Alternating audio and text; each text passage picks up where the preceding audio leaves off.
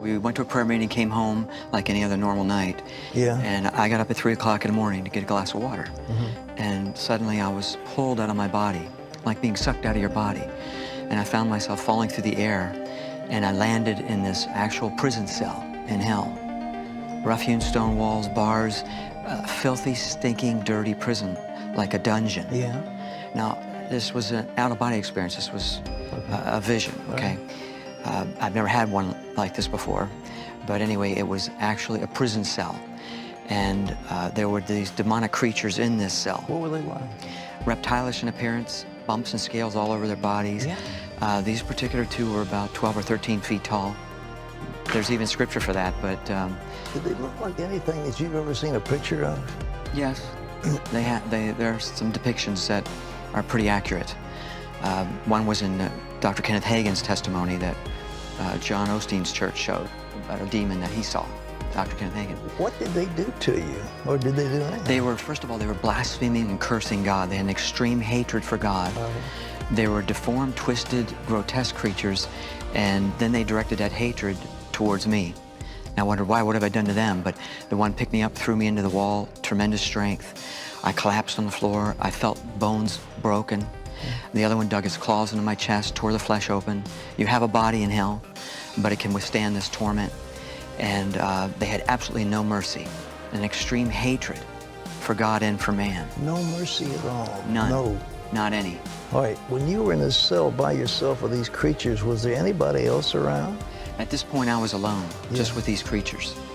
And they began tormenting me. I did feel pain, but I understood most of it was being blocked. And the Lord explained to me on the way back that He did allow me to feel some of the pain, to relate to people that it's not metaphorical or allegorical. It's not a state of the mind. It's real literal pain you're going to feel in hell. Well, what about the lake of fire thing?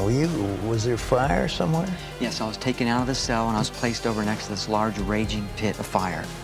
This pit was not the lake of fire talked about in Revelation 20:13 through 15, but it's the current hell, Sheol. And this pit was just a huge hole in the ground with flames raging high up into this open cavern. And again, it wasn't metaphorical or allegorical, real literal flames. And Pat, this is where I could first see people. There were people literally inside this pit burning. It's the most awful sight to see a person on fire, burning, screaming. The screams were so loud from just millions of people at the top of their lungs screaming. What were they saying? Nothing. You can't say anything. You're just screaming in agony. And the demons are tormenting people. You have no conversation. The smells are so foul and putrid, the most disgusting odors, and you're actually breathing in sulfur, and sulfur that's burning is actually toxic. So I wondered, how could I be alive breathing this toxic, foul air? But you continue living. There's not enough air to breathe either, so you have to fight and gasp for even the tiniest bit of oxygen. What about water? No water? There's not a drop of water. I was so thirsty. Just a drop would have been precious, like the rich man wanted in Luke 16, but you'll never get that drop. That rich man's still waiting for that drop. Well, those people, you know, you'd think that they would expire, that they would die, but apparently they can't die. The body you're equipped with in hell, you live forever. Because, you know, we're made eternal beings in God's image, and so our soul is eternal. It won't die.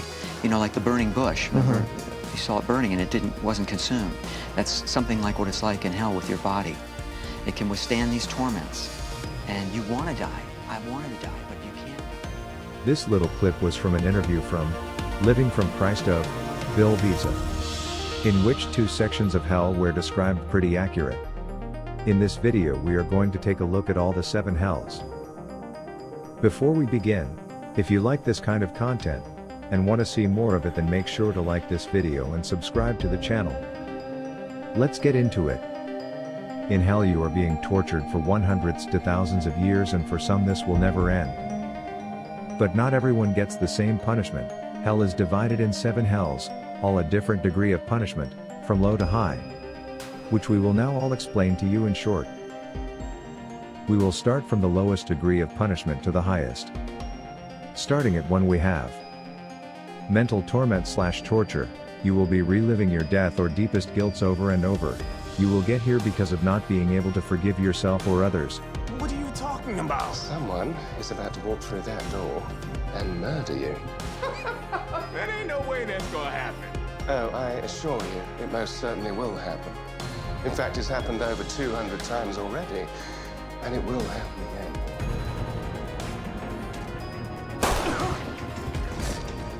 So, I didn't just die? Well, as I was trying to tell you before we were so rudely interrupted, you are now in your very own hell loop. So, welcome to hell. The one and only. Then get me the hell out of here! Well, it's not up to me, I'm afraid. In hell, you are your own jailer. You brought yourself here. Then I'm gonna take myself on up out of here then.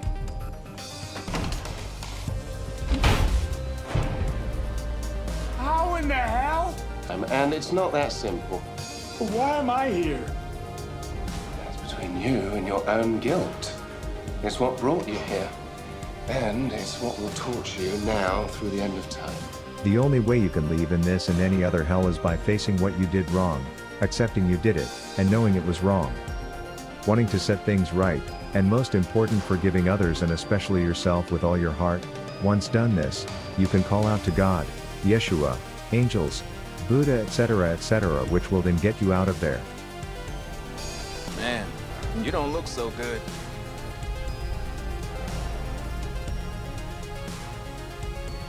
Is this an bitch? That's impossible. Says the dude that just fell out of the sky.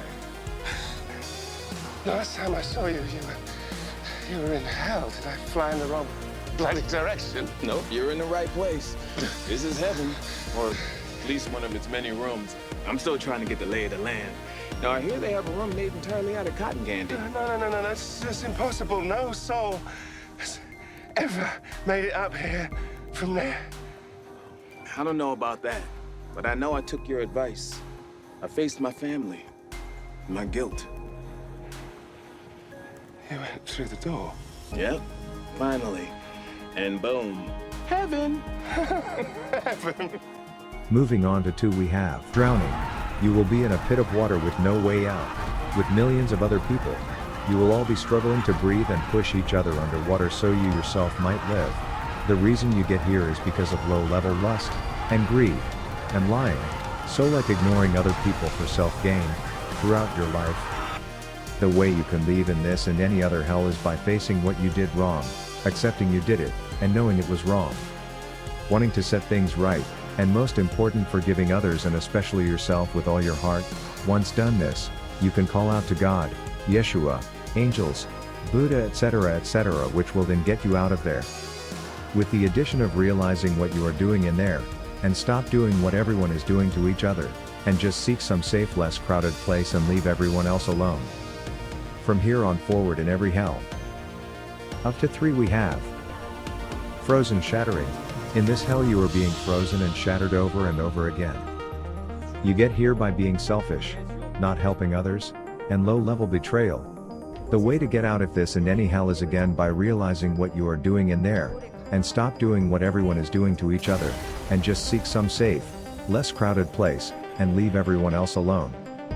Facing what you did wrong, accepting you did it, and knowing it was wrong, wanting to set things right, and most important, forgiving others and especially yourself with all your heart.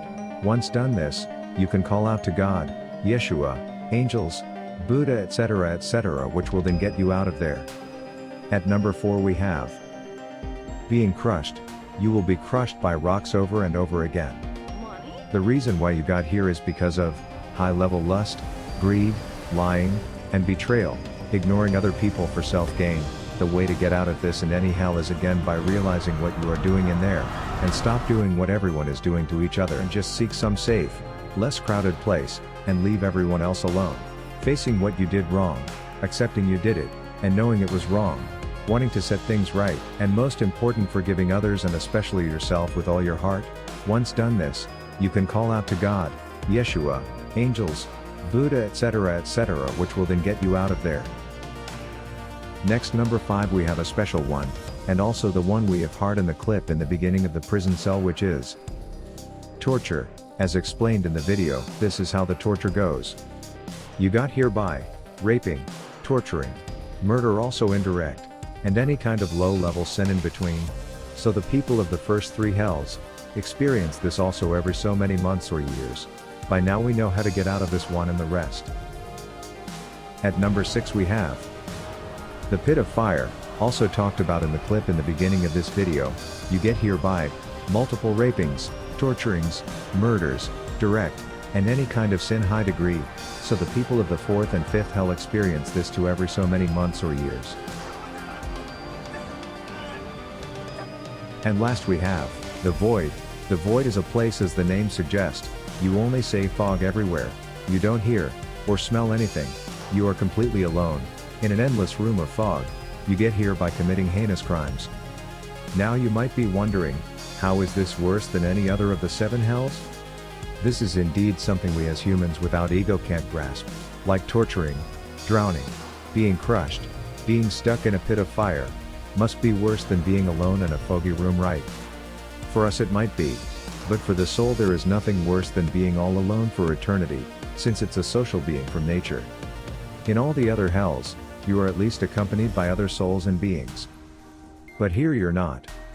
Which is the worst for the soul, although we might not grasp that. This was it for this video. Make sure to like and subscribe if you liked it and want more of this kind of videos.